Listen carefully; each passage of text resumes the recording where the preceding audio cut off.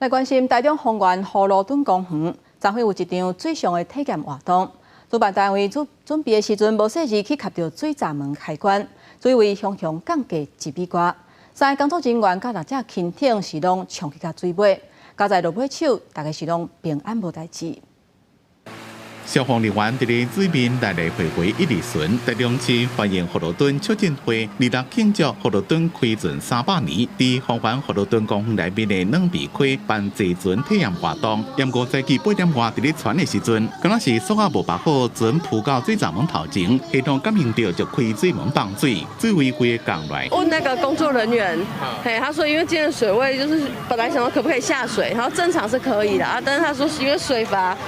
把它放开了，所以就没办法下水，没办法下水体验这样子。对啊，有点可惜，小孩比较期待。活动宣布取消后，民众正意外。主办单位讲，水位上低无法度驶船，迄当阵有3位工作人员甲6台船被冲到一楼，上桥来救的时阵，工作人员就已经家己受上花，平安无代志。规个活动改做流畅的生态感觉加亲子导览。 有工作人员可能去到了那个感应的一个区块，所以水闸门就自动开启，所以我们的船跟人是跟着排洪到